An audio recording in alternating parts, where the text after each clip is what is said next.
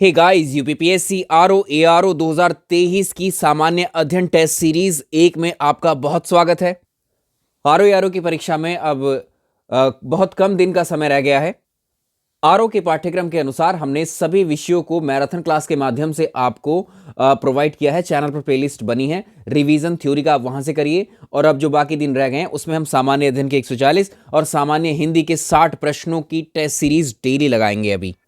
और इस test series में एक एक प्रश्न बहुत अच्छा शामिल किया गया है।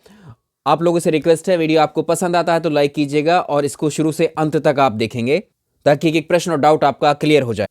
और जो लोग आगामी परीक्षाओं की तैयारी हमारे साथ जुड़कर करना चाहते हैं वो 9717888781 पर व्हाट्सएप के माध्यम से संपर्क कर सकते हैं। स्पेशली जो लोग टारगेट कर रहे हैं यूपीपीसीएस 2025 के एग्जामिनेशन को या अन्य परीक्षाओं को।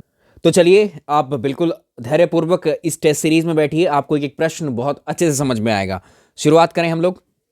पहला प्रश्न देखते हैं। भारत का अधिकांश, आज का पहला प्रश्न देखें, भारत का अधिकांश कोयला किस क्रम की चट्टानों में पाया जाता है? देखिए, कोयले का जो निर्माण होता है, भूमि के अंदर जो वनस्पतियां दब जाती हैं और उन पर हाई प्रेशर और हाई टेम्परेचर जब लगता है तो वो वनस्पतियां कन्वर्ट हो जाती हैं कोयले में।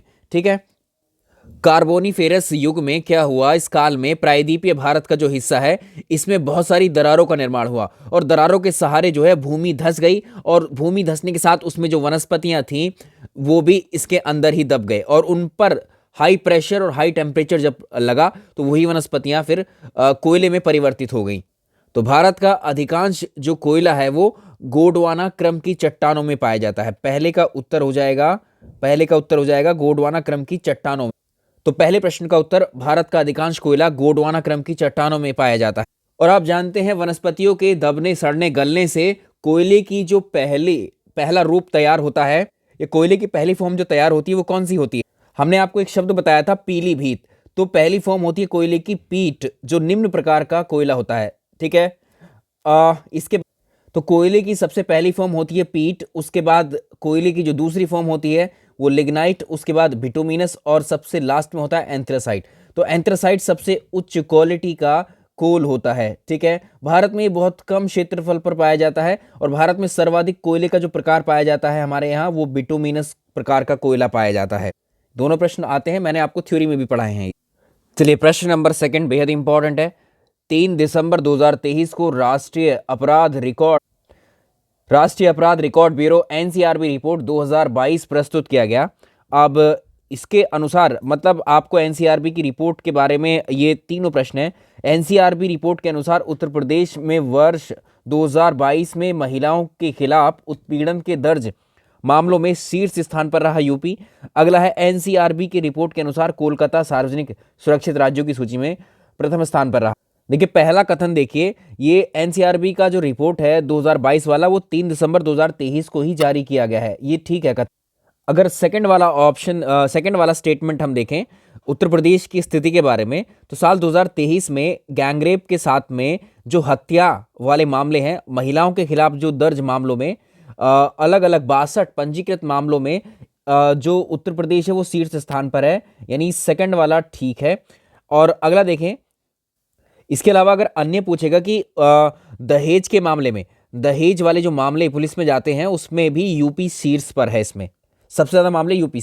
और एनसीआरबी की जो रिपोर्ट है उसके अकॉर्डिंग अगर आप देखोगे तो जो कोलकाता है, ठीक है, जो कोलकाता लगातार तीसरे वर्ष भारत का सबसे सुरक्षित शहर के रूप में, ठीक है, सबसे सुरक्षित शहर के रूप में इसको स्थान मिला है। ठीक है, तो ये वाला भी सही है, तो तीनों ठीक है। एनसीआरबी की स्थापना 1986 में की गई थी, याद रहे आप। प्रश्न नंबर नेक्स्ट देखेंगे। भारतीय रिजर्व बैंक की स्थापना के संदर्भ में नीचे कुछ कथन दिए, इसमें से कौन सा सही नहीं है? तो इसका पहला ऑप्शन देखें, 1 अप्रैल 2023 को आरबीआई द्वारा अपना स्थापना दिवस मनाया गया। बिल्कुल, 1 अप्रैल को ही रिजर्व बैंक की स्थापना हुई थी।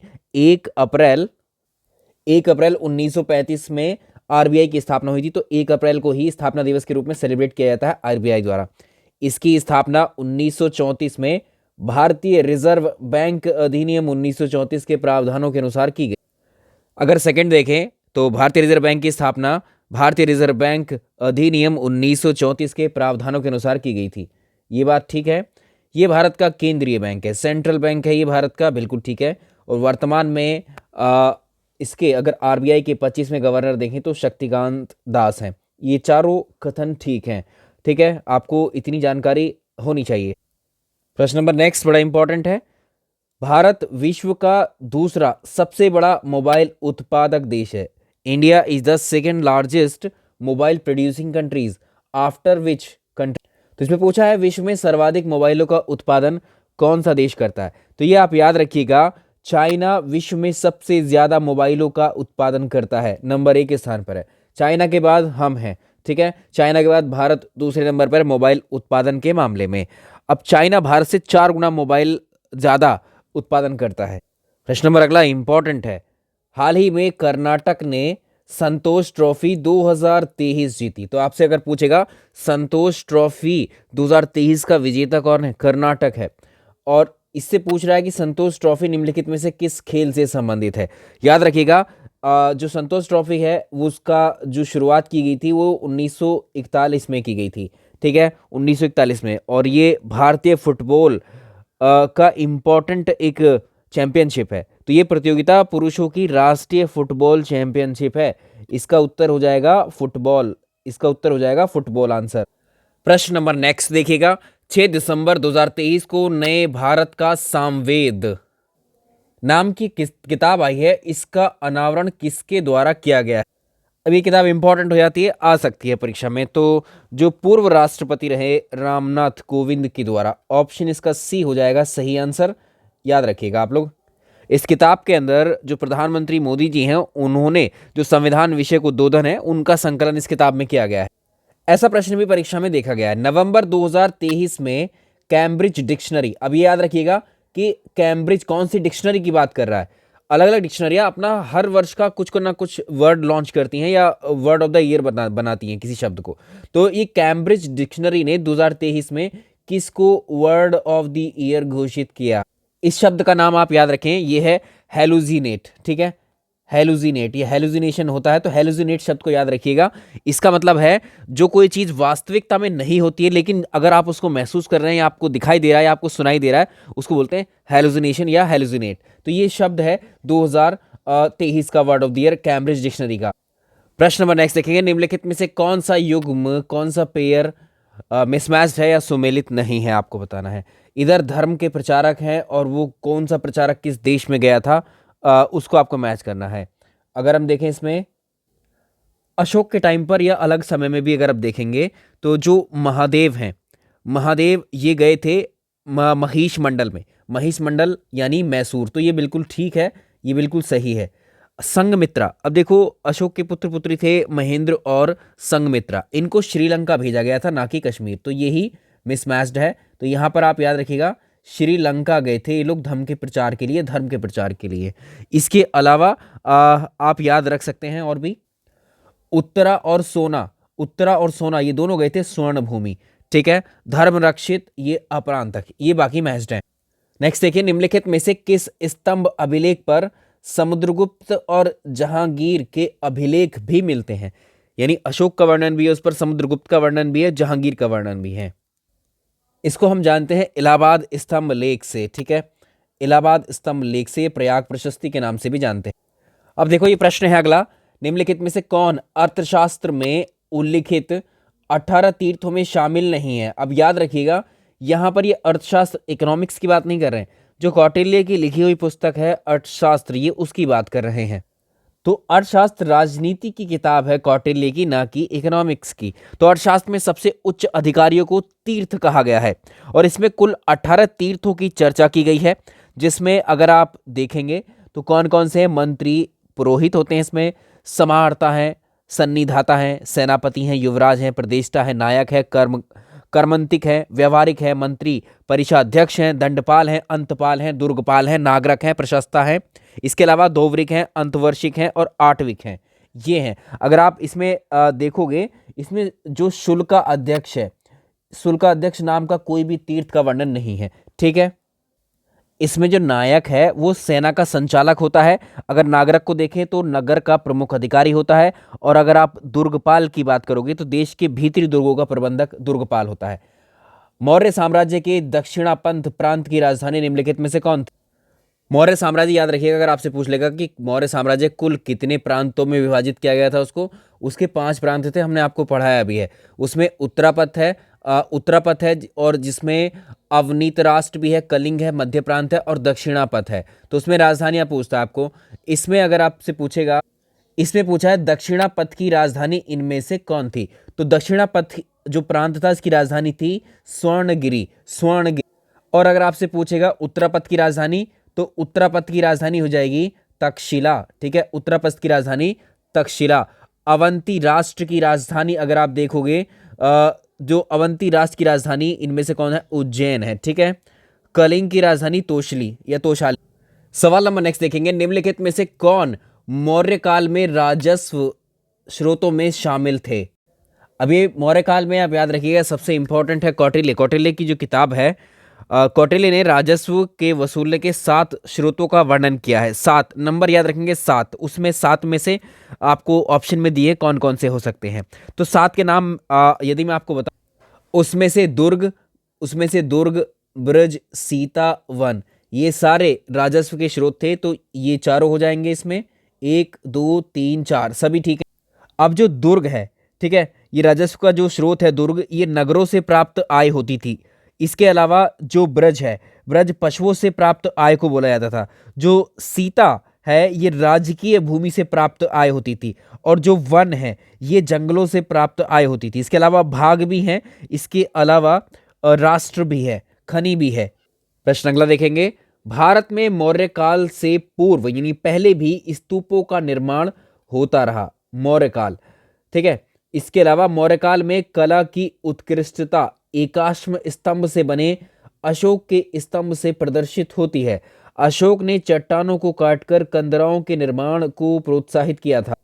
चलिए, तो इसको याद रखेंगे, भारत में जो स्तूपों का निर्माण है ये स्तूप मौर्यकालीन कला की ही देन है। तो पहला गलत हो जाएगा, उससे पहले नहीं। दूसरा, मौर्यकाल में जो कला की उत्कृष्टता है, जो सबसे बेहतरीन कार्य देखा गया मौर्यकाल में कला का, वो एकाश्म स्तंभ आपने देखे होंगे। सम्राट अशोक के बनाए हुए जो स्तंभ थे, पिलर थे, ठीक है, वो सबसे बेहतरीन थे। एक एक ही पत्थर को काटकर आकृतियों को बनाना, उसको बोलते हैं एकाश्म स्तंभ को। और अशोक ने चट्टानों को काटकर कंदराओं का निर्माण को भी प्रोत्साहित किया। तो इसमें 2 और 3 ठीक हो जाते हैं, इसका सी ऑप्शन हो जाएगा। प्रश्न नंबर अगला देखेंगे, निम्नलिखित में से कौन सी गांधार कला की विशेषताएं हैं? अगर हम देखें भारत में मंदिरों के निर्माण में, अगर उत्तर भारत में देखें तो नागर शैली का प्रयोग हुआ है। उत्तर भारत के मंदिरों का निर्माण जो है नागर शैली में हुआ है। और दक्षिण भारत के जो मंदिर हैं उनका निर्माण, तो ये चीज़ भी आप याद रखिएगा, देश में मंदिर वास्तुकला की 2 प्रमुख शैलियां हैं हमारे देश में। एक तो है उत्तर भारत के जो मंदिरों का निर्माण है वो नागर शैली में किया जाता है, और दक्षिण भारत में जो मंदिर मिलेंगे वो द्रविड़ शैली में बने मिलेंगे। अब जिस शैली की हम बात कर रहे हैं, तो इसमें अगर हम देखें तो इस कला पर यूनानी गांधार जो कला है, इसमें यूनानी जो हेलेनिस्टिक मूर्ति कला है उसका ज़्यादा प्रभाव हमें देखने को मिलता है। और इसको भारतीय यूनानी कला के रूप में भी जानते हैं, गांधार कला को।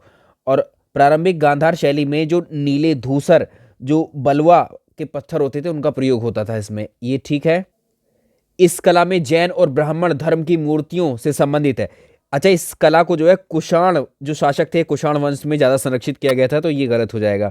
यह यथार्थवादी कला शैली है, इसमें ये भी ठीक है। तो पहला और तीसरा इसमें ठीक हो जाते हैं। चलिए नेक्स्ट पे चलते हैं। अलीनगर की संधि किन किन के मध्य हुई थी? अलीनगर की संधि किन किन के मध्य हुई? भाई सेशन को लाइक कर दीजिएगा जिन्होंने नहीं किया है, जो अभी ज्वाइन कर रहे हैं सेशन को। अलीनगर की जो संधि हुई थी वो 9 फरवरी 1757 को हुई थी। बंगाल का नवाब था एक तरफ सिराजुद्दौला, और ईस्ट इंडिया कंपनी का रिप्रेजेंटेटिव या प्रतिनिधित्व कहिए क्लाइव और वॉटसन कर रहे थे। तो क्लाइव और किस किस के बीच में होती है ये? क्लाइव और सिराजुद्दौला के बीच में होती है ये अलीनगर की संधि। अगला देखेंगे, बक्सर के युद्ध में अंग्रेजी सेना का नेतृत्व किसने किया था? अब इस वर्ष इसका वर्ष भी पूछता है। तो बक्सर का युद्ध हुआ था 1764 में, 1764, और इसमें अंग्रेजों की तरफ से हेक्टर मुनरो लड़ रहा था।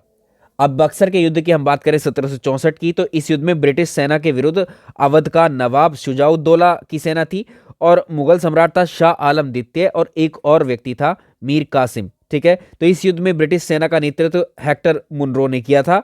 और इसके बाद में इलाहाबाद की एक संधि हुई थी 1765 वाली, वो इंपॉर्टेंट है, वो भी आती है। प्रश्न अगला देखेंगे, सभा के संदर्भ में निम्नलिखित कथनों में से कौन से सत्य होते हैं। सभा जो है एक संस्था हुआ करती थी ऋग्वेदिक काल में। तो ऋग्वेदिक काल में सभा जो थी वो श्रेष्ठ लोग थे, इसमें उन लोगों की संस्था थी, ये बात बिल्कुल ठीक। अब देखो, इसमें जो ऋग्वेदिक काल के लोग हुआ करते थे वो व्यवस्था उनकी कबीलियाई व्यवस्था पर आधारित थी। ये प्रश्न भी आता है आपको परीक्षा में।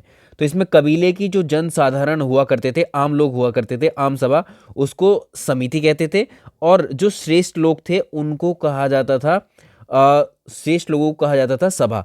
और समिति जनसाधारण थे उस समय के। तो श्रेष्ठ जनों को न्यायिक अधिकार भी मिले हुए थे। इसके अलावा पुरुषों के अधीन होने के कारण स्त्रियों को सभा में भाग लेने की अनुमति नहीं थी। तो ये बात बिल्कुल गलत है। अगला देखेंगे, इसमें देखेंगे सभा को सैन्य संबंधी उत्तरदायित्व सौंपा गया था, ये बात भी गलत है। इसको न्यायिक अधिकार सौंपे गए थे।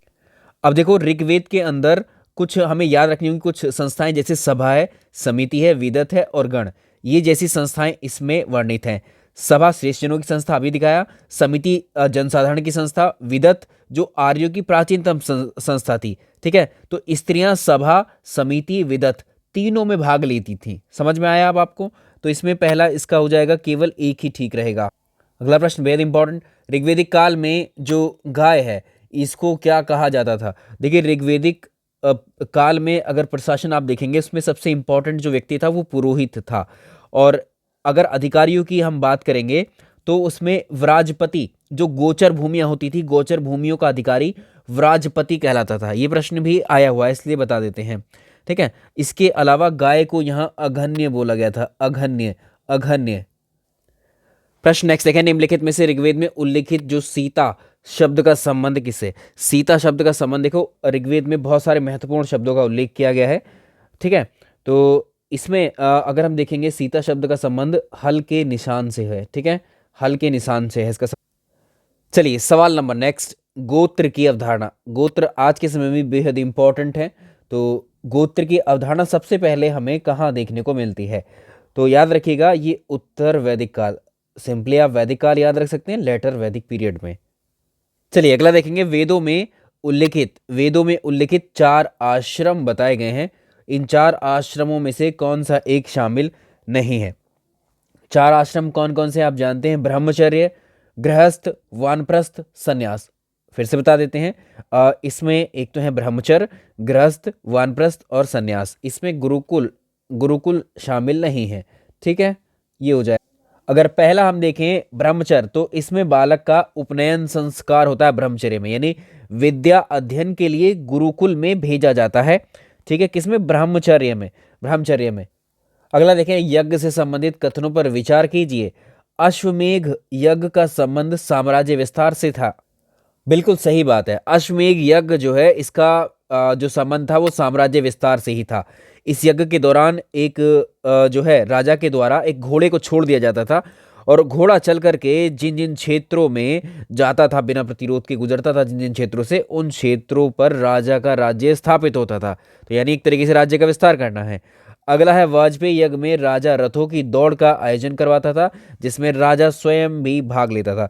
अब देखो, वाजपेयी यज्ञ में रथों की दौड़ का आयोजन होता था, ये बात बिल्कुल ठीक है। वाजपेयी यज्ञ करने से राजा सम्राट बनता था, ठीक है, दोनों ठीक है। तो इसमें यहाँ ऑप्शन नहीं दिए, लेकिन दोनों को याद रखिएगा। और ये 17 दिन तक चलता था, वाजपेयी यज्ञ 17 दिन तक चलता था, ठीक है, ये भी आपको याद रहे।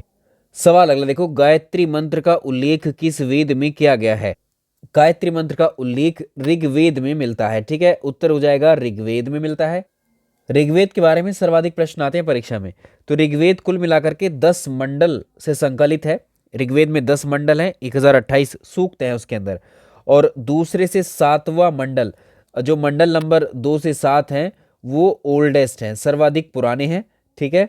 इसके अलावा अगर हम बात करें, जो 10वां मंडल है उसमें पुरुष सूक्त है, उसे उसमें दिया गया है, उसमें शूद्रों का वर्णन किया गया है, ये प्रश्न भी आया हुआ। और ऋग्वेद का जो पाठ करता है व्यक्ति, उसको होत्री कहा जाता है। जो पुरोहित ऋग्वेद का पाठ करता है उसको होत्री कहा जाता है। और गायत्री मंत्र ऋग्वेद के 3रे मंडल में हमें मिलता है, याद रहेगा। अगला देखेंगे, मुंडकोपनिषद में यज्ञ की तुलना फटी हुई नाव से की गई है। ये बिल्कुल ठीक बात है। ठीक है, क्योंकि मुंडकोपनिषद में यज्ञ को एक ऐसी नौका कहा गया है कि ऐसी नाव कहा गया है जिस पर विश्वास नहीं किया जा सकता।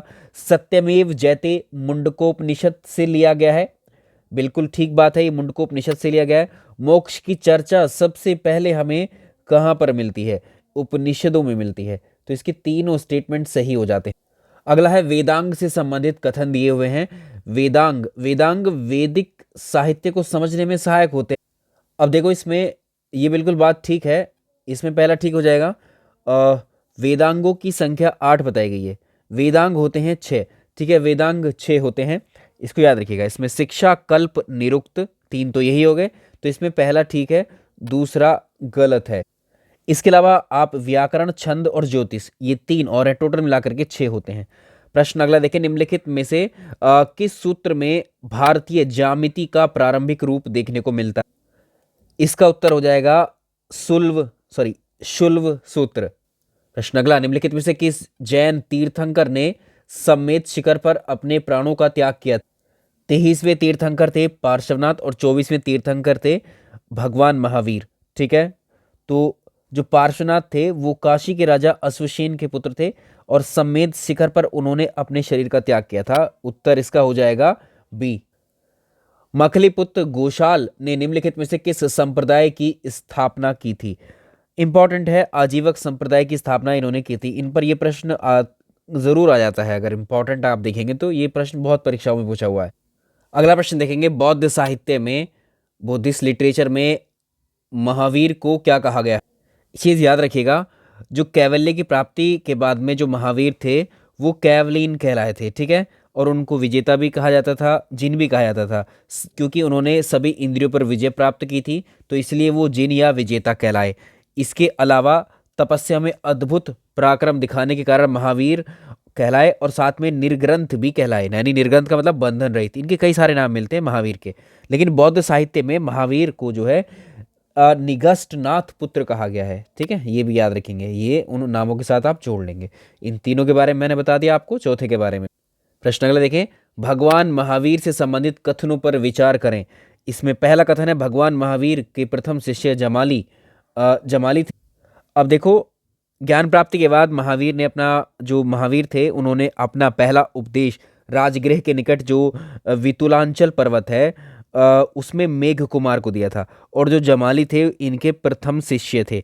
इसके अलावा अगला देखें, महावीर का जो जन्म था वो 599 ईसा पूर्व में वैशाली में हुआ था। इनकी मृत्यु के बारे में पूछ रहा है। इनकी मृत्यु 527 ईसा पूर्व में हुई थी पावापुरी में। तो दूसरा वाला गलत है, एक ही ठीक रहेगा इसमें। चलिए प्रश्न नंबर नेक्स्ट देखिए आप लोग, और इस प्रश्न में देखिए, चांदी का टंका और तांबे का जीतल निम्नलिखित में से किसने चलाए? ये सिक्के थे, कॉइन्स थे, जो दिल्ली सल्तनत में इल्तुतमिश ने चलवाया।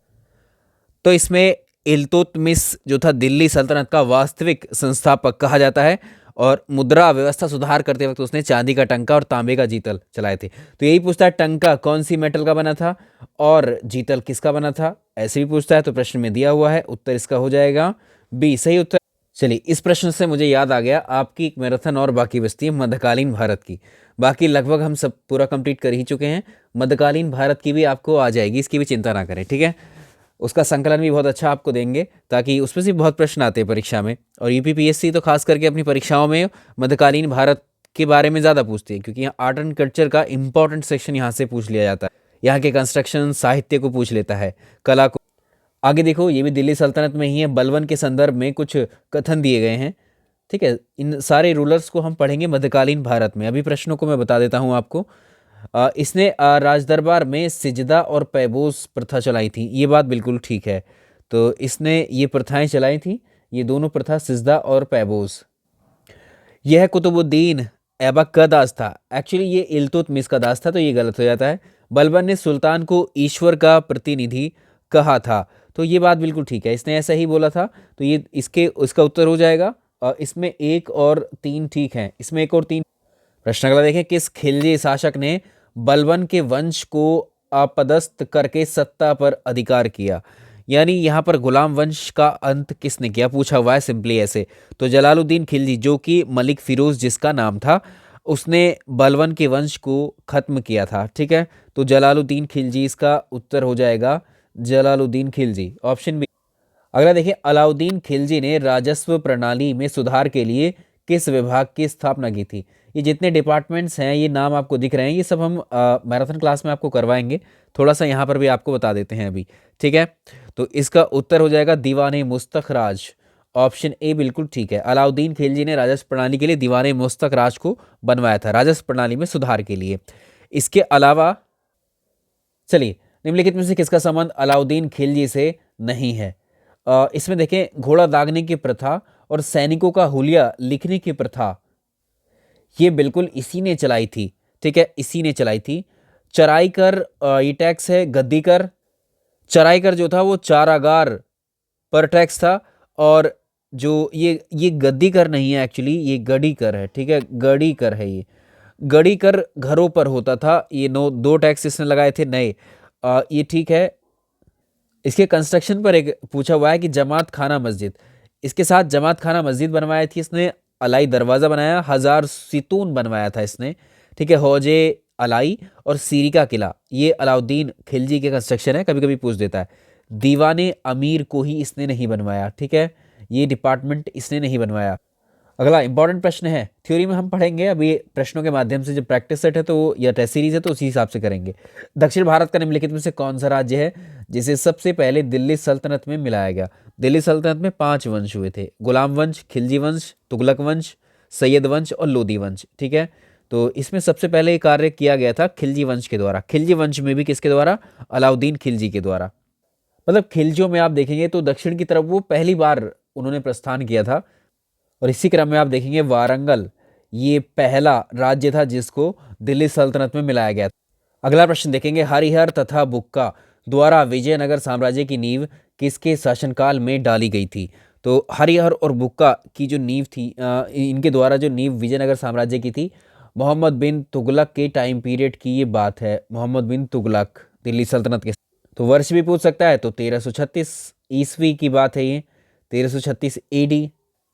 चलिए आगे देखें, निम्नलिखित में से किसके शासनकाल में सबसे ज्यादा विद्रोह हुए? इसका जीवन काल ही विद्रोह को दमन करने में ही निकल जाता है, मोहम्मद बिन तुगलक।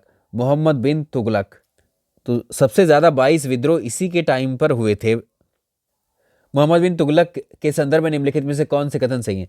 यह पहला शासक था जिसने हिंदुओं के होली के त्योहार को मनाया। ये बात ठीक है।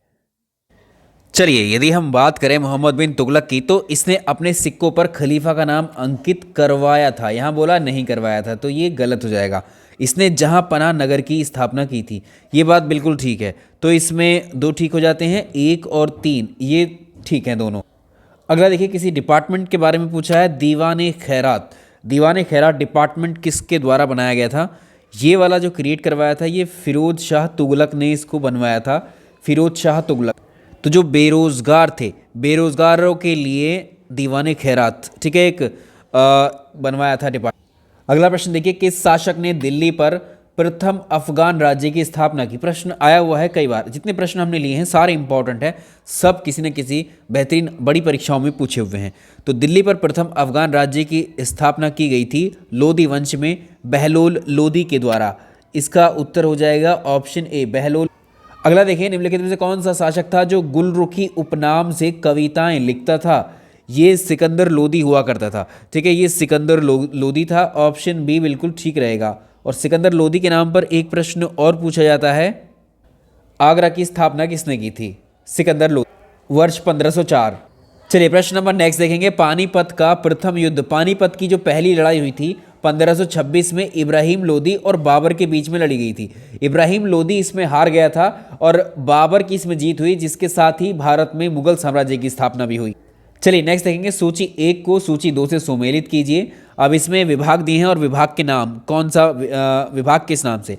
तो दीवाने विजारत, दीवाने विजारत जो होता था वो सुल्तान का प्रथम सलाहकार हुआ करता था। दीवाने रसालत की हम बात करें तो इसको विदेशी विभाग दिया हुआ था, दीवाने रसालत को विदेशी डिपार्टमेंट दिया हुआ था। दीवाने इस्तेहाक जो था ये पेंशन विभाग हुआ करता था, और दीवाने अर्ज आपका सैन्य विभाग था। चलिए यहाँ तक हमने इतिहास के प्रश्नों पर नज़र डाली, कुछ करंट अफेयर्स को किया। अब आ जाते हैं यहाँ पर पॉलिटी के क्वेश्चंस पर। नीति निदेशक तत्व जो होते हैं, directive principles of state policy, ये परिवर्तनीय होते हैं या इसको बोला जस्टिशिएबल होते हैं क्या? तो ये राज्य के विवेक या कर्तव्य पर आधारित होते हैं। Directive principles of state policy भाग 4। परिवर्तनीय का मतलब होता है कि सरकार इनको लागू करने के लिए बाध्य है, जबकि ऐसा नहीं है। नीति निदेशक तत्वों को सरकार चाहे तो लागू कर सकती है, उसकी इच्छा पर है, उसको चैलेंज नहीं किया जा सकता कोर्ट में। तो इसमें अगर आप देखेंगे तो ये तो गलत हो जाता है इस हिसाब से। इसमें बोला है कि न्यायालय यदि यह पाए कि कोई विधि निदेशक तत्व को प्रभावी करना चाहती है तो न्यायालय ऐसी विधि को अनुच्छेद 14 या अनुच्छेद 19 के संबंध में तर्क संगत मानते हुए असंवैधानिकता से बचा सकती है। ये दूसरा वाला इसमें ठीक है, तो इसमें ए गलत है, डी सही है। निम्नलिखित में से कौन सा युग्म सुमेलित नहीं है? अब देखो इसमें आर्टिकल्स का एक मैच जरूर आता है आपको परीक्षा में। सबसे इंपॉर्टेंट आर्टिकल है आर्टिकल 40, ग्राम पंचायतों का गठन। ये मैच है ऑलरेडी, ठीक है, ये मैच्ड है। आर्टिकल 43 कुटीर उद्योगों को प्रोत्साहन, ठीक है। आर्टिकल 48 ये जब आप देखेंगे तो उसमें पर्यावरण संरक्षण है, राज्य का कर्तव्य होगा कि वो पर्यावरण का संरक्षण करेगा। स्वास्थ्य के लिए नुकसानदायक पेय पदार्थों वाला ये आर्टिकल अलग, तो इसमें उत्तर हो जाएगा आपका डी अनुच्छेद जो है आर्टिकल 50 शक्ति का पृथक्करण दिया हुआ है। संविधान के मूल ढांचे से संबंधित निम्नलिखित में से कौन सा वाद है? ठीक है, वाद का मतलब होता है इंग्लिश में हम इसको केस बोलते हैं। केशवानंद भारती केस है ये 1973 वाला, इसी से निकला था मूल ढांचे का सिद्धांत, केशवानंद भारती केस। प्रश्न नंबर अगला देखेंगे, निम्नलिखित कथनों पर विचार करें। 42वें संविधान संशोधन के माध्यम से संविधान में नीति निदेशक तत्वों को जोड़ा गया। अब देखो 42वें संविधान संशोधन 1976 में हुआ था, सरदार स्वर्ण सिंह समिति की सिफारिशों पर ही मूल कर्तव्यों को जोड़ा गया था, फंडामेंटल ड्यूटीज को, ना कि निदेशक तत्वों को। पहला गलत, संविधान में मूल कर्तव्यों को सरदार स्वर्ण सिंह समिति की अनुशंसा पर जोड़ा गया था, तो सेकंड ही ठीक है, इसमें केवल 2 इसका सही उत्तर। प्रश्न रखते हैं 42वें संविधान संशोधन 1976 के तहत भारत के संविधान में कुल कितने मूल कर्तव्यों, कितनी फंडामेंटल ड्यूटीज को ऐड किया गया था? फंडामेंटल ड्यूटीज आप जानते हैं कितनी होती हैं कुल? शुरुआत में जो ऐड की गई थी वो 10 ऐड की गई थी 76 में, बाद में एक फंडामेंटल ड्यूटीज को बढ़ाया गया था इसमें, तो 11 है टोटल वर्तमान। 11वीं फंडामेंटल ड्यूटीज पे पूछ लेता है तो 86वां संविधान संशोधन अधिनियम आया था जो 2002 में किया गया था, ठीक है, तो वो 11वीं फंडामेंटल ड्यूटीज ऐड की गई थी उसके तहत, जिसमें भारत के जो माता पिता हैं उनका ये कर्तव्य बताया गया था कि वो अपने 6 वर्ष से 14 वर्ष की आयु के बच्चों को प्राथमिक शिक्षा को उपलब्ध कर। चलिए वही प्रश्न आ गया कि संविधान संशोधन के तहत मूल कर्तव्यों में 6 से 14 वर्ष के बच्चों को शिक्षा का अवसर उपलब्ध कराना अनिवार्य कर दिया गया। ये अच्छा प्रश्न है, सेपरेटली भी बहुत पूछा जाता है। इसमें है 86वां संविधान संशोधन अधिनियम 2000, इसी के बारे में हमने यहाँ पिछले प्रश्न में भी चर्चा की थी, तो ये सेपरेटली भी पूछा जाता है। संविधान संशोधन की शक्ति किस अनुच्छेद में निहित की गई है? तो संविधान को संशोधन करने की शक्ति आर्टिकल 368 में बताई गई है, और संविधान को संशोधन करने का अधिकार किसके पास है? संसद। अगला प्रश्न देखिए, निम्नलिखित में से कौन से कथन सत्य हैं? यदि संविधान का संशोधन संघीय व्यवस्था में संशोधन करने से संबंधित है तो आधे राज्यों की सहमति इसमें आवश्यक है। इसमें याद रखिएगा, यदि विधेयक जो है संविधान की संघीय व्यवस्था के संशोधन से संबंधित है तो आधे राज्य हैं उनके विधानमंडलों से भी सामान्य बहुमत से वो पारित होना चाहिए विधेयक। अगला है, किसी भी संविधान संशोधन से संबंधित जो विधेयक होते हैं उसके पूर्व राष्ट्रपति की स्वीकृति आवश्यक है? नहीं, आवश्यक नहीं है राष्ट्रपति की स्वीकृति। किसी भी विधेयक के संदर्भ में दोनों सदनों में से किसी सदन की असहमति की स्थिति में संयुक्त बैठक का प्रावधान नहीं है। बिल्कुल, ये संयुक्त बैठक का प्रावधान होता है, ठीक है, तो ये भी गलत है, ठीक है, तो इसमें एक हो जाएगा ठीक, केवल एक ही सही है इसका। चलिए नेक्स्ट देखेंगे, राज्य के नीति निदेशक तत्व और जो मूल अधिकार हैं, राज्य के नीति निदेशक तत्व और मूल अधिकार में संशोधन के संदर्भ में कौन सा कथन ठीक हो? देखिए, एक सिंपल मेजॉरिटी होता है, सिंपल मेजॉरिटी से कई सारे जो विधेयक हैं वो पास किए जाते हैं, जैसे नए राज्य का निर्माण करना हो या उसकी क्षेत्र सीमाओं में चेंजेस करने हो या संसद के सदस्यों के वेतन भत्ते आदि संबंधित हो, कुछ और हो, तो इनमें जो है सिंपल मेजॉरिटी का प्रयोग किया था। लेकिन अगर आप बात करें राज्य के नीति निदेशक तत्व और मूल अधिकार में संशोधन करना है तो आपको विशेष बहुमत से ही संशोधन किया जा सकता है, तो ये बी रहेगा, स्पेशल मेजॉरिटी चाहिए। प्रश्न अगला देखेंगे, निर्वाचन क्षेत्रों में पुनर्निर्धारण के लिए विशेष बहुमत की आवश्यकता होती, जबकि गलत है, ये विशेष बहुमत नहीं साधारण बहुमत की जरूरत होती है, तो पहला वाला गलत हो जाएगा। उच्चतम न्यायालय यानी सुप्रीम कोर्ट और हाई कोर्ट की शक्तियों में संशोधन के लिए केवल राष्ट्रपति की स्वीकृति आवश्यक, इसके लिए भी सिंपल मेजॉरिटी ही चाहिए, तो इसमें कोई सा भी ठीक नहीं है। राष्ट्रपति के निर्वाचन के संदर्भ में इलेक्शन ऑफ प्रेसिडेंट के बारे में कौन से कथन असत्य हैं, गलत वाले आपको ढूंढने हैं। इसमें भारत की जनता प्रत्यक्ष रूप से भाग लेती है, ये बात तो गलत है। भारत की जनता इसमें भाग नहीं लेती, लेकिन भारत की जनता के द्वारा चुने हुए प्रतिनिधि भाग लेते हैं, एमपी एमएलए। तो ये बात गलत है, तो गलत वाला ही ढूंढना है हमें, असत्य वाला ही पहचानना है। ये भी असत्य है। इसमें सभी राज्यों की विधानसभा के निर्वाचित सदस्य भाग लेते हैं। इसमें जो वोटर्स है, निर्वाचक मंडल है, संसद के दोनों सदनों के निर्वाचित सदस्य होंगे, राज्य विधानसभाओं के निर्वाचित सदस्य होंगे। इसके अलावा जो केंद्र शासित प्रदेश दिल्ली पौंडीचेरी हैं, उनकी विधानसभाओं के भी निर्वाचित सदस्य होंगे। तो इसमें अगर आप देखेंगे तो इसमें याद रखिएगा, इसमें सभी राज्यों और यूटीज़ की विधानसभा के निर्वाचित सदस्य हिस्सा लेते हैं। ये बात भी गलत है, क्योंकि इसमें सभी राज्यों के निर्वाचित सदस्य भाग लेते हैं, लेकिन सारी यूटीज़ के नहीं लेते हैं, 3 ही यूटीज़ के लेते हैं। यह अनुपातिक प्रतिनिधित्व के अनुसार एकल संक्रमणीय मत एवं खुली मतदान पद्धति द्वारा होता है। यहाँ तक तो ठीक है, लेकिन ये गुप्त मतदान द्वारा होता है, तो ये भी गलत है। तीनों असत्य हैं ये, ठीक है, थोड़ी थोड़ी गलतियाँ हैं इसमें, तो तीनों असत्य। प्रश्न अगला देखेंगे, राष्ट्रपति के संदर्भ में कौन से निम्नलिखित कथनों पर विचार कीजिए। राष्ट्रपति के चुनाव के नॉमिनेशंस के लिए नामांकन पत्र भरने के लिए कम से कम 50 प्रस्तावक चाहिए और 50 अनुमोदक चाहिए होते। ये बात बिल्कुल ठीक है।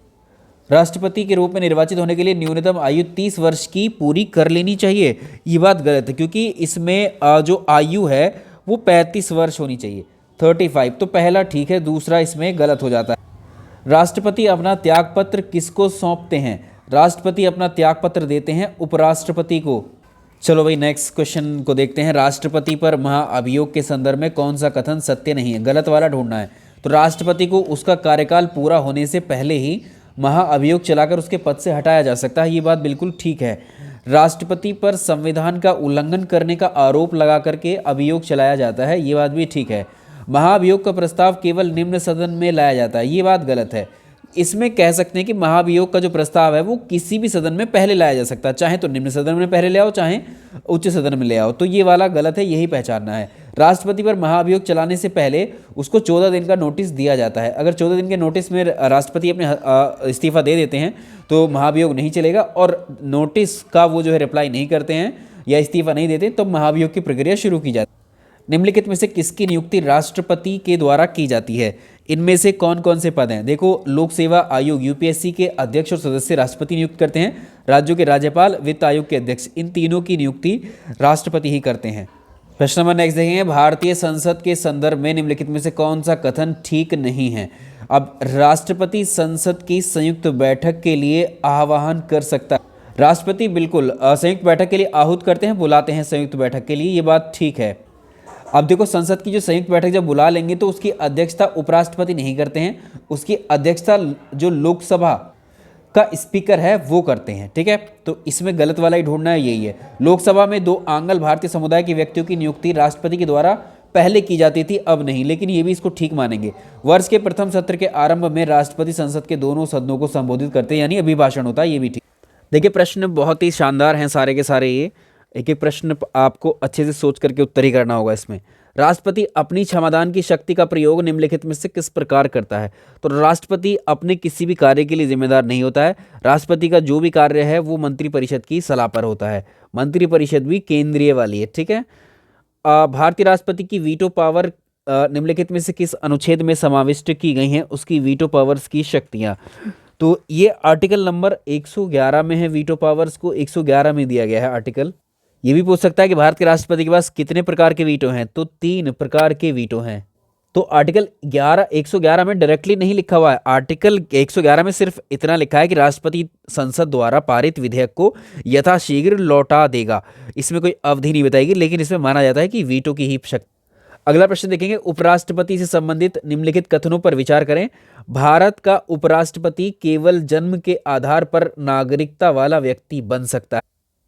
नेक्स्ट प्रश्न को देखेंगे, क्षारक यानी बेस के संदर्भ में निम्नलिखित कथनों पर विचार करें। पहला है, क्षारक विद्युत के कुचालक होते हैं।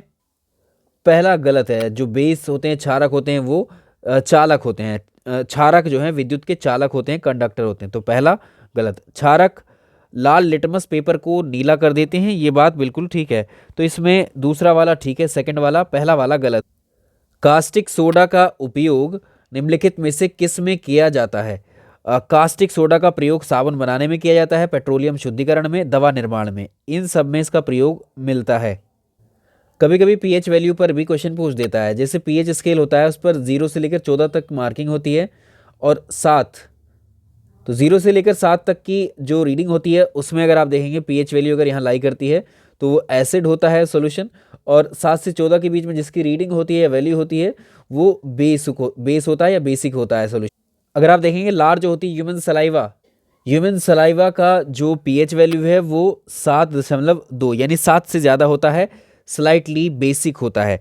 इसके अलावा अगर हम सेकंड की बात करें, इसमें चूना है, चूना का पीएच वैल्यू 13 के आसपास होता है, ये हाईली बेसिक होता है। इसके अलावा मिल्क को भी आपसे पूछा हुआ है, दूध का 6.4 होता है। इसके अलावा शुद्ध जल वो आप जानते हैं 7 होता है। अब देखो अगला देखो, प्याज और लहसुन खाते हैं उसमें गंध जो आती है, गंध किसकी वजह से आती है?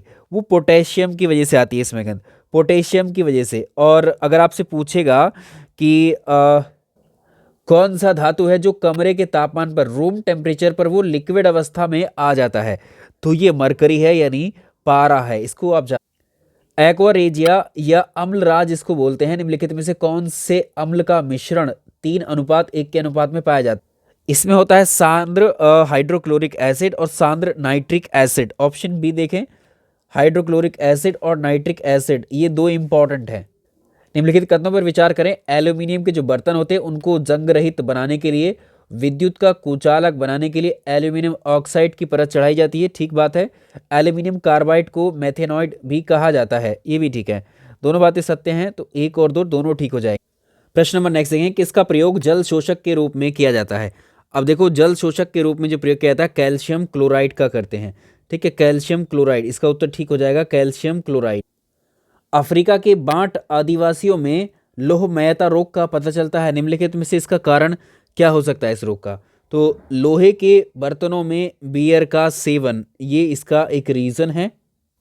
अब देखो यहाँ पर शरीर में लोहे की कमी से होने वाले, आयरन की जब ब्लड में कमी होती है तो इससे एनीमिया हो जाता है, और अगर अधिकता होती है तो उसको बोलते हैं लोहमयता, ठीक है, सिरिरोसिस बोलते हैं इसको। और अफ्रीका की जो बांटू आदिवासी होते हैं ये लोहमयता के शिकार होते हैं क्योंकि वहाँ के लोग लोहे के बर्तनों में बियर का सेवन करते हैं। आगे देखें, पत्तियों के रंध्र खुलने और बंद होने से निम्नलिखित में से किस तत्व की भूमिका होती है? जो पत्तियां होती हैं प्लांट्स की, और जब वो फोटोसिंथेसिस करती हैं उससे अगर आप देखेंगे पत्ती की संरचना पर, तो उस पर छोटे छोटे छिद्र होते हैं, क्योंकि इसमें ऑक्सीजन जो है, इसमें कार्बन डाइऑक्साइड एंटर करती है और ऑक्सीजन इन्हीं से रिलीज होती है फोटोसिंथेसिस की क्रिया के दौरान। तो ये जो छिद्र होते हैं ये ओपन भी होते हैं, क्लोज भी होते हैं। इनको ओपन और क्लोज करने में कौन महत्वपूर्ण भूमिका निभा? तो इसमें पोटेशियम की भूमिका महत्वपूर्ण होती है।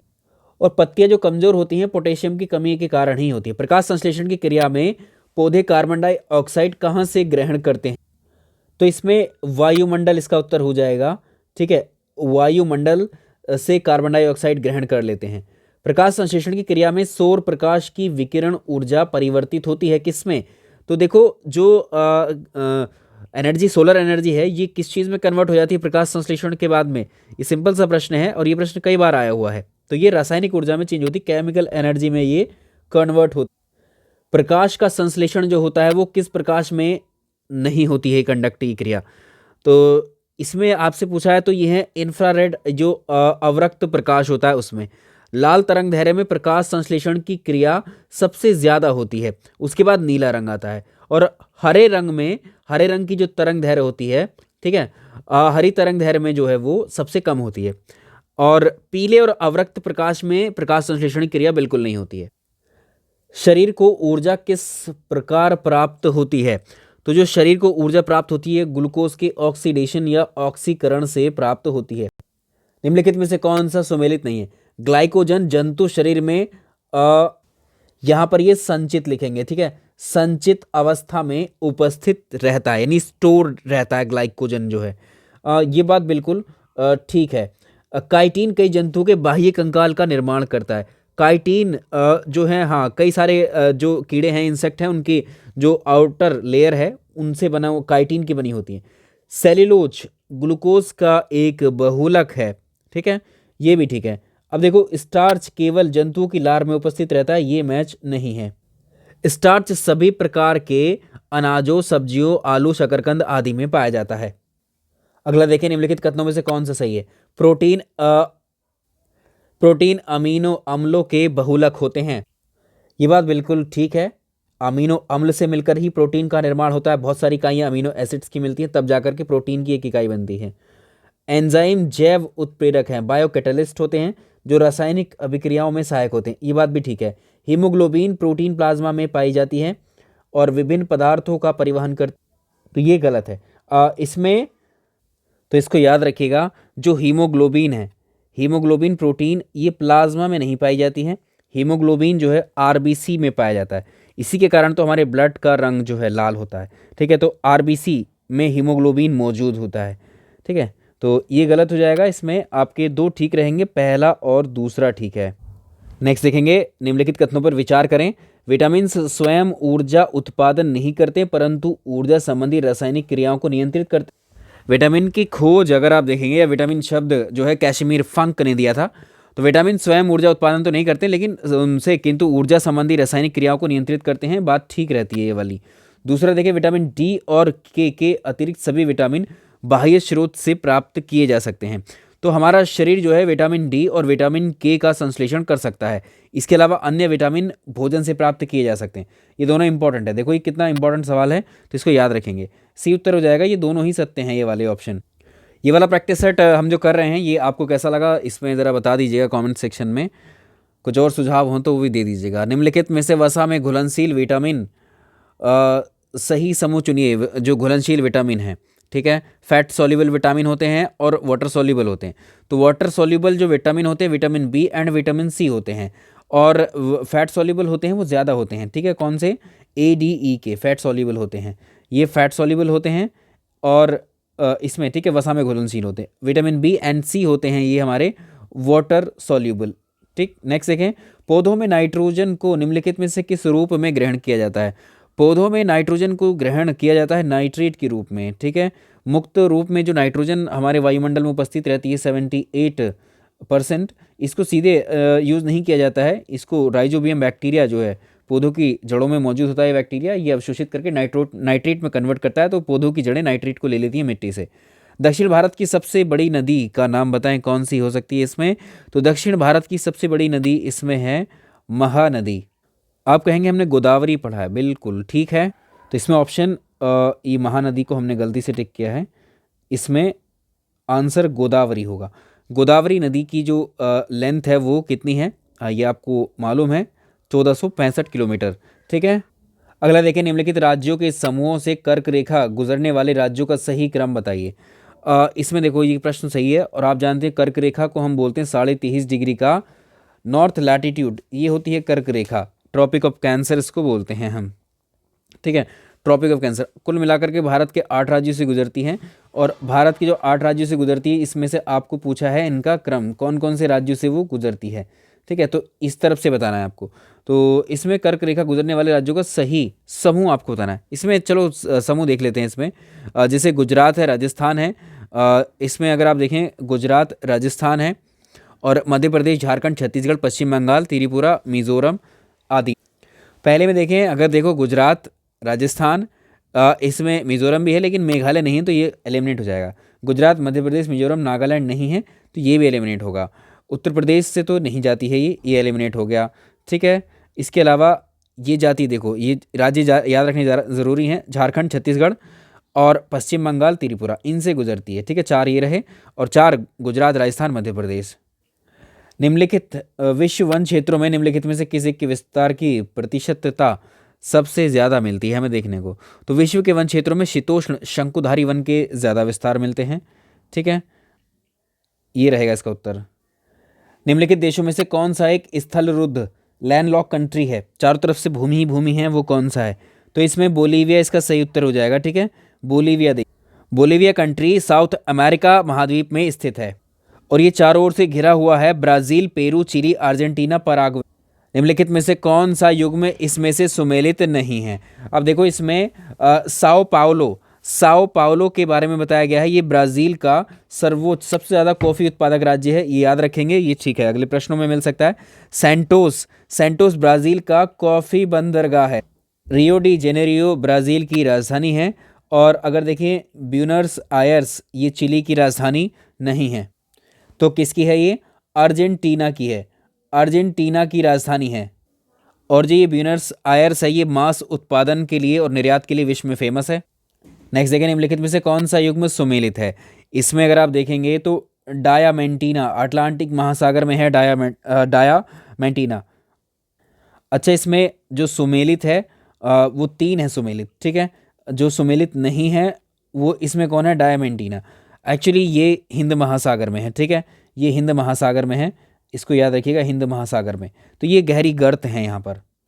अगला देखेंगे, सूची 1 को सूची 2 से मिलान करना है। स्थान दिए हुए और कौन से उद्योग के लिए कौन सा स्थान फेमस है।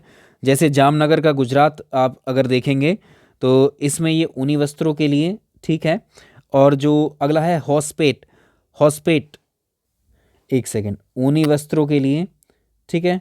और हॉस्पेट लोहा इस्पात के लिए है। कोरबा, कोरबा जो है एल्यूमिनियम के लिए है। हल्दिया उर्वरक के लिए है। आगे देखिए, भूमध्य रेखा पर क्षोभ मंडल ट्रोपोस्फियर की ऊंचाई कितनी होती है? हम जानते हैं क्षोभ मंडल सबसे निचली परत है वायुमंडल की, और इसकी ऊंचाई भूमध्य रेखा पर 18 किलोमीटर है इसकी हाइट। और ध्रुवों पर अगर आप देखेंगे तो ध्रुवों पर ये 8 किलोमीटर इसकी हाइट है, ठीक है। इसके बाद अगला देखें, मैंग्रोव वन कहाँ पाए जाते हैं? मैंग्रोव वन कहाँ पाए जाते हैं? तो गंगा ब्रह्मपुत्र का जहाँ पर डेल्टा बनता है वहीं पर मैंग्रोव वन पाए जाते हैं, यानी पश्चिम बंगाल, बांग्लादेश आदि में। प्रश्न अगला देखेंगे, निम्नलिखित चट्टानों का कालक्रम अनुसार आप बताइए, इसका कौन से पहले बनी, उसके बाद कौन सी, उसके बाद कौन सी। तो इसमें अगर आप देखेंगे तो चट्टानों का जो सही क्रम है उसमें आर्कियन चट्टान सबसे पहले बनी है, ठीक है, आर्कियन चट्टान चट्टान सबसे पहले बनी है। नंबर 2 पर है धारवाड़, इसमें है नहीं ऑप्शन में, ठीक है, तो यहाँ पर याद रखेंगे। सेकंड नंबर पर है धारवाड़, तो यहाँ पर लिख देते हैं, सेकंड नंबर पर है धारवाड़। और थर्ड नंबर पर है कुड़प्पा, थर्ड नंबर पर कुड़प्पा है। फोर्थ नंबर पर विंध्यन है, विंध्यन भी यहाँ ऑप्शन में मिस है, ठीक है, तो आप यहाँ पर मैं मेंशन कर देता हूँ, विंध्यन है। उसके बाद 5वें नंबर पर है गोंडवाना, उसके बाद 6ठे नंबर पर है दक्कन ट्रैप, ठीक है, ऐसे कर लेंगे आप, इसमें ऑप्शन भी थोड़े मिस। अगला देखिए, निम्नलिखित कथनों पर विचार करें। पश्चिम से पूर्व की ओर हिमालय की चौड़ाई घटती जाती है, और इसमें कौन से कथन ठीक हैं? तो ये बात तो ठीक है, पूर्व की अपेक्षा पश्चिम में हिमालय पर्वत की ऊंचाई भी कम होती है और ढाल भी इसका अधिक होता है। पहला देखें, पश्चिम से पूर्व की ओर हिमालय की चौड़ाई घटती जाती है, ये बात ठीक है। ऊंचाई दूसरा है, पूर्व की अपेक्षा हिमालय पर्वत की ऊंचाई ढाल अधिक है, ये गलत है, ऊंचाई ढाल बढ़ती है, ठीक है। इसमें केवल एक ठीक हो जाएगा। हिमालय पर्वत के निम्नलिखित भागों का उत्तर से दक्षिण की ओर सही क्रम आपको लगाना है, कौन सी, किस तरह से है। अगर आप देखोगे उत्तर से ऊपर से आना है, हमने आपको ये बहुत अच्छे से करवाया है, याद होगा आपको, ठीक है। तो इस तरह से इतने एरिया में जो है आपको देखने को मिलती हैं श्रेणियाँ, हिमालय पर्वत श्रेणियाँ, ठीक है। इस तरह से बताना, उत्तर से दक्षिण, ऊपर से नीचे। सबसे ऊपर 3 श्रेणियाँ हमें देखने को मिलती हैं। ये ट्रांस हिमालय की श्रेणियाँ हैं, टी फॉर ट्रांस हिमालय। इसमें काराकोरम है सबसे ऊपर, बीच में लद्दाख है और नीचे जास्कर है, ठीक है, जास्कर है। ये इस तरह से आप देखिए, काराकोरम, लद्दाख, जास्कर, और फिर उसके नीचे आ जाएगा ये ग्रेट हिमालय। ये वाला क्रम आप चुन लेंगे। आता है प्रश्न इसमें, निम्नलिखित में हिमालय में स्थित चोटियों के सही समूह का चयन कीजिए। हिमालय में उपस्थित जो चोटियाँ हैं उनका बताना है। एवरेस्ट तो है वहाँ पर, कंचनजंगा भी है, नंगा पर्वत भी है, कॉमेट भी है, ये है।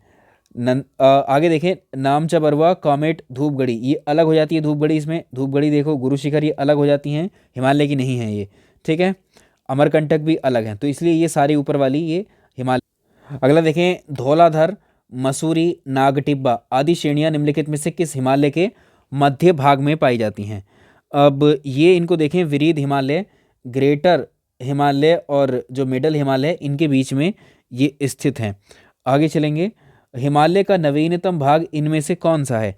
हिमालय का जो नवीनतम भाग यानी सबसे बाद में जो बना है वो शिवालिक है। शिवालिक, इसको हम निम्न हिमालय या बाह्य हिमालय भी बोलते हैं। अगर आप इसको कहेंगे हिमालय का नवीनतम भाग होता है। चलिए आगे चलते हैं। कौन सा एक सुमेलित नहीं है? नदियों के आधार पर हमने विभाजन बताया था आपको हिमालय का, जैसे नेपाल हिमालय है, नेपाल हिमालय काली और तीस्ता नदियों के मध्य है, ये बात ठीक है। कुमायूं हिमालय सतलज नदी और काली नदी के मध्य है, ये बात भी ठीक है। अगर आप देखोगे असम हिमालय, असम हिमालय जो है तीस्ता और दिहांग नदी के बीच में है, तो ये गलत है, तीस्ता और दिहांग के बीच में है, यही सुमेलित नहीं है। पंजाब हिमालय सिंधु सतलज के बीच में है। निम्नलिखित में से किस पठार को भारत का रूर भी कहा जाता है? अब देखो, इसमें अगर आप देखोगे छोटा नागपुर प्लेट्यू को, जो छोटा नागपुर का पठार है, इसको खनिज संपदा में ये बहुत ही ज़्यादा रिच है और इसीलिए इसको भारत का रूर भी कहते हैं। अगला चलेंगे, निम्नलिखित कथनों पर विचार करें। 12वीं पंचवर्षीय योजना का उद्देश्य तीव्र धारणीय एवं अधिक समावेशी विकास सुनिश्चित करना था, तो इसमें ये बात ठीक है। और इसमें 12वीं पंचवर्षीय योजना में कृषि क्षेत्र में 4% औसत वार्षिक वृद्धि का लक्ष्य रखा गया, ये बात भी ठीक है। ये दोनों बातें ठीक हैं, तो इसमें दोनों ठीक हो जाएंगी। कुल मिलाकर के 12 पंचवर्षीय योजनाएं ही हुई हैं भारत। अगला प्रश्न देखो, राष्ट्रीय विकास परिषद नेशनल डेवलपमेंट काउंसिल के बारे में प्रश्न है। इसको देखो, इसकी स्थापना नियोगी समिति की अनुशंसा पर 1952 में की गई थी। इसमें डेट याद रख लीजिएगा, एग्जैक्ट कभी कभी डेट भी पूछ देता है इसकी। 6 अगस्त 1952 को नियोगी समिति की अनुशंसा पर ही एक प्रस्ताव के द्वारा इसको गैर सांविधिक निकाय के रूप में स्थापना की गई थी, ये बात बिल्कुल ठीक है। इसका प्रमुख कार्य राष्ट्रीय योजनाओं की समीक्षा करना था। इसको देखें, इसमें ये वाला भी ठीक है, ये एक सांविधायिक निकाय नहीं, ये गैर सांविधायिक है, ठीक है, ये गैर सांविधायिक है, तो इसमें दो ही ठीक है, इसमें ऑप्शंस नहीं दिए हैं। जैव विविधता संरक्षण के प्रमुख उद्देश्यों में क्या शामिल नहीं होता है? इसको देखें प्रश्न नंबर अगला, इसमें देखो जैव विविधता संरक्षण के प्रमुख उद्देश्यों में क्या शामिल नहीं। देखो, इसमें प्रमुख उद्देश्यों को पूछा हुआ मेन, तो इसमें है तो चारों ही है, लेकिन इसमें अगर आप देखोगे जो जेनेटिक संसाधनों के लाभों को उचित और सही भागीदारी, जैव विविधता का संरक्षण इसमें शामिल है, अवयवों का स्थायी प्रयोग शामिल है, इसमें प्रदूषण को कम करना लक्ष्य है लेकिन कम महत्वपूर्ण है, ये है तो इसमें, लेकिन आपको पूछा है प्रमुख उद्देश्यों में शामिल नहीं है मेन टारगेट में। भारतीय विदेशी मुद्रा भंडार में कौन कौन से शामिल है? इसमें शामिल है भारतीय रिजर्व बैंक की विदेशी मुद्रा परिसंपत्तियां, रिजर्व बैंक के सोने के भंडार, सरकार की एसडीआर, ये तीनों ही शामिल हैं इसमें। तो इसमें उत्तर हो जाएगा हमारा 1, 2 और 3, ठीक है, इसको हटा देते हैं, डी ऑप्शन। प्रश्न नंबर नेक्स्ट देखें, 116 बांस बैम्बू के बारे में बात कर रहा है। बांस के उत्पादन को बढ़ाने के लिए भारत सरकार ने 2004 में राष्ट्रीय बांस मिशन शुरू किया था, ये बात ठीक है। नवंबर 2004 में बांस मिशन की शुरुआत की गई थी, ये ठीक हो गया। बांस को वृक्ष की श्रेणी में रखा जाता है, ये इम्पॉर्टेंट है। तो भारत में अगर आप देखो, भारत जो है विश्व में बांस के प्रोडक्शन में अगर देखोगे तो इसमें दूसरे पोजीशन पर आता है, पहले पोजीशन पर बांस के उत्पादन में चीन होता है। अब जो बैम्बो है, बैम्बो आपको पूछता है ये घास है, वृक्ष है, पेड़ है, क्या है ये? तो याद रखिएगा, ये वृक्ष नहीं है, ये एक बैम्बो ग्रास होती है, ठीक है, घास है ये। तो इसलिए इसमें पहला एक ठीक हो जाएगा, केवल एक। प्रश्न अगला देखो, प्रश्न नंबर नेक्स्ट, पंचवर्षीय योजनाओं से संबंधित है, कौन सा कथन सत्य है? छठी पंचवर्षीय योजना में गरीबी उन्मूलन का नारा दिया गया था, ये बात ठीक है। 8वीं पंचवर्षीय योजना में निर्धनता को पूर्णतः समाप्त करने का लक्ष्य रखा गया था, ये बात भी ठीक है। लकड़ावाला समिति का गठन 1889 में किया गया था, ये भी ठीक है। सब निर्धनता से संबंधित हैं ये फैक्ट, तीनों ठीक हो जाएंगे। किसान कॉल सेंटर और कृषि चैनल को कब शुरू किया गया था? किसान कॉल सेंटर, और इसको शुरू किया गया था 2004 में शुरू किया गया। डेट भी याद रख सकते हैं यदि चाहें तो, क्योंकि आ सकता है ये कृषि से संबंधित है, 2004 में, ठीक है। संतुलित आहार की दृष्टि से एक व्यक्ति को एक दिन में कितने ग्राम फल उसको खाने चाहिए? तो इसमें जो उत्तर हो जाएगा 92 ग्राम फलों का सेवन उसको एक दिन में करना चाहिए। निम्नलिखित में से किस में विटामिन सी सबसे ज़्यादा पाया जाता है? विटामिन सी खट्टे फलों में मिलता है। देखो, सबसे ज़्यादा हमने सुना है आंवले में मिलता है, आंवले से भी ज़्यादा, इसमें आंवला तो ऑप्शन में है ही नहीं, आंवले से भी ज़्यादा मिलता है बारबेडोस चेरी के अंदर। जो बारबेडोस चेरी है उसमें सबसे ज़्यादा विटामिन सी होता है, उससे कम आंवला। अगर ऑप्शन में इसके बाद में आंवला हमें ज़्यादा मिलता है, ठीक है, इसके बाद अमरूद, नींबू, ठीक है, ऐसे आप उत्तर कर सकते हैं। आगे चलेंगे, निम्नलिखित को सुमेलित करना है आपको। इसमें कौन से फल में कौन सा एसिड पाया जा रहा है आपको ये बताना है। अब इसमें देखो, जो साइट्रिक एसिड है, साइट्रिक एसिड जो है बेरी, नींबू, अमरूद, नाशपाती आदि में पाया जाता है, तो ये हो जाएगा तीसरा। टार्ट्रिक एसिड इमली अंगूर में पाया जाएगा, टार्ट्रिक एसिड इमली अंगूर, ये इमली है। मैलिक एसिड, देखिए मैलिक एसिड सेब, केला, चेरी वगैरह में पाया जाता है, तरबूज में, ये सेव हो जाएगा। आयरन किस में पाया जाता है? करौंदा, खजूर, अखरोट आदि में, ये हो जाएगा। निम्नलिखित में से कौन से युग्म सुमेलित नहीं है? इसमें देखा, केमिस्ट्री का क्वेश्चन है ये, तो इसमें बताना है आपको कौन सा सुमेलित नहीं है। देखो, पॉजिट्रॉन एक धनात्मक चार्ज है, पॉजिटिवली चार्ज है ये। इसका ठीक है। इलेक्ट्रॉन ऋणात्मक आवेश है इस पर। सूर्य का ऊर्जा स्रोत जो नाभिक के संलयन प्रक्रिया पर आधारित है ये। और तारों का ऊर्जा स्रोत जो है नाभिकीय विखंडन पर है। सूर्य या अन्य तारों में जो ऊर्जा का स्रोत होता है वो नाभिकीय संलयन होता है, विखंडन नहीं होता है, तो इसलिए डी सुमेलित नहीं है। बघेलखंड क्षेत्र में शंक्वाकार टीले बहुत आयात या बहुत ज़्यादा मात्रा में मिलते हैं, ये बात ठीक है। बुंदेलखंड का निर्माण उत्तर प्रदेश के दक्षिणी उच्च प्रदेश में विंध्य काल की प्राचीन नीस चट्टानों द्वारा निम्न प्रदेशों में नदी द्वारा निक्षेपित मिट्टी से हुआ है। दोनों ठीक हैं ये कथन। प्रश्न नंबर नेक्स्ट देखिए, सर्वाधिक जनसंख्या घनत्व वाले राज्यों का घटता हुआ सही क्रम बताइए। इसमें देखें, इसमें अगर आप देखेंगे तो इसमें ए हो जाएगा। सर्वाधिक जनसंख्या घनत्व अगर देखें, सभी राज्यों में सबसे ज़्यादा जनसंख्या घनत्व मिलेगा आपको, यानी प्रति वर्ग किलोमीटर एरिया में सबसे ज़्यादा लोग कहाँ रहते हैं? बिहार के अंदर रहते हैं, 1106 रहते हैं, ठीक है। अगर सभी यूटी में मिला करके देखोगे तो दिल्ली में सबसे ज़्यादा मिलेंगे। दूसरे नंबर पर पश्चिम बंगाल है, यहाँ पर 1028 है, केरल में 860 हैं। सी रंगराजन की रिपोर्ट के अनुसार भारत की कुल जनसंख्या का कितने प्रतिशत भाग गरीबी रेखा के नीचे आता है? इसमें भी आपको याद रखना है, डेटा आता है प्रश्न ये, तो 29.29% है ये, 29.29। अगला है राष्ट्रीय विज्ञान दिवस, नेशनल साइंस डे को सेलिब्रेट करते हैं हम 28 फरवरी में होता है ये, 28 फरवरी में, 28 फरवरी। अगला देखें, समावेशी वृद्धि एवं विकास रिपोर्ट को कौन जारी करता है? समावेशी वृद्धि जो विकास रिपोर्ट है ये वर्ल्ड इकोनॉमिक फोरम इसको जारी करता है। अगला है, जमर पानी किस राज्य में स्थित है? जमर पानी जो स्थित है वो मध्य प्रदेश में जमर पानी स्थित है, ये क्षेत्रों के नाम हैं। आगे देखेंगे, सुमेलित करना है लिस्ट 1 को लिस्ट 2 से, इधर राज्य हैं उधर पहाड़ियाँ हैं। कोली पहाड़ियाँ अगर आप देखेंगे तो तमिलनाडु में है कोली पहाड़ियाँ। इसके अलावा जो चिरुगुटा है, चिरुगुटा झारखंड में है। और इसका है फुटका पहाड़, फुटका पहाड़ आप याद रख सकते हैं, ये छत्तीसगढ़ में है। इसके अलावा उड़ीसा में है पंचपतमाली। निम्नलिखित में से भारत के कौन से प्रधानमंत्री बनने से पहले वो किसी राज्य के मुख्यमंत्री नहीं रहे? इसका उत्तर हो जाएगा चंद्रशेखर, ठीक है। तो इसका उत्तर ये है, चंद्रशेखर एक ऐसे राजनीतिज्ञ थे जिन्होंने प्रधानमंत्री बनने से पहले कोई भी मंत्री पद या राज्य के मुख्यमंत्री का पद ग्रहण नहीं किया था। इसके अलावा अन्य होंगे, ठीक है। तो इसमें यही हो जाएगा उत्तर। ध्वनि तरंगों के संचरण के लिए माध्यम की आवश्यकता होती है क्या? तो ध्वनि तरंग के संचरण के लिए माध्यम की आवश्यकता होती है, तो वायुमंडल इसके लिए सशक्त माध्यम होता है। चंद्रमा के धरातल पर वायुमंडल का अभाव है, तो ये बात भी ठीक है, चंद्रमा के धरातल पर वायुमंडल का अभाव है, इस कारण से चंद्रमा पर दो व्यक्ति एक दूसरे की बात नहीं सुन पाते। सी उत्तर हो जाएगा इसका। जनगणना 2011 के आंकड़ों के अनुसार सर्वाधिक सेक्स रेशियो वाला या लिंगानुपात वाला राज्य कौन? तो इसमें केरल सबसे आगे है, केरल में 1084 है, तमिलनाडु में 996 है। अगला देखिए, निम्नलिखित में से कौन से सही सुमेलित है? इसमें कोयला उत्पादक क्षेत्र दिया हुआ है, कोयले का संचित भंडार दिया हुआ है, तांबा उत्पादक क्षेत्र दिया हुआ है। तो इसमें आप याद रख सकते हैं, कोयले का सबसे ज़्यादा उत्पादन करता है चीन देश, ये ठीक बात है।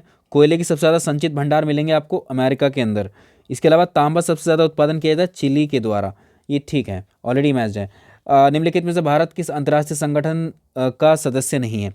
ये हमने आपको करवाए भी हैं, जब हम वो पढ़ रहे थे उसमें मीटिंग्स सम्मेलन प्रमुख 2023 के, उसमें हमने बताया था आपको डिटेल में। इसको देख लीजिए एक बार, कौन सा संगठन? SCO, CERN है, NCG, MTC। तो भारत NSG का सदस्य नहीं। GST काउंसिल की बैठक की अध्यक्षता कौन करता है?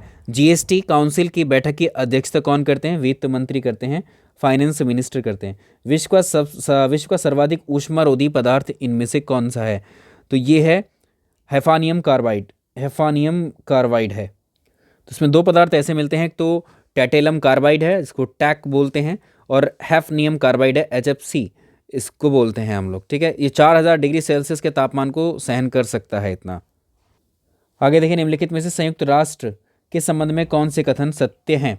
तो 24 अक्टूबर को संयुक्त राष्ट्र दिवस के रूप में सेलिब्रेट किया जाता है, बिल्कुल ठीक है, क्योंकि 24 अक्टूबर 1945 में स्थापना की गई थी यूनाइटेड नेशन की।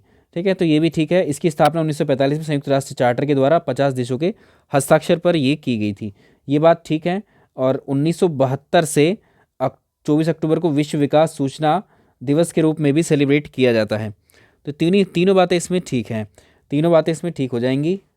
अब देखो सप्ताह वालों पर ये प्रश्न आते हैं, कौन सा सुमेलित नहीं है, इसमें कौन सा सुमेलित नहीं है। इसमें से आप याद रख लीजिएगा देख करके, जो हमने आपको इम्पॉर्टेंट महत्वपूर्ण दिवस करवाए हैं उनकी थीम वगैरह पूछ लेता है, और ऐसा भी प्रश्न बन जाता है, इसलिए यहाँ पर बता दिया है। तो विश्व खाद्य दिवस को जो है, विश्व खाद्य दिवस अगर आप देखेंगे इसमें, इसको सेलिब्रेट किया जाता है 16 अक्टूबर को। ठीक है, तो इसमें ऑप्शन में ही आपको नहीं दिख रहा है इसमें 16 अक्टूबर को, तो यही आपको ढूंढना है इसमें।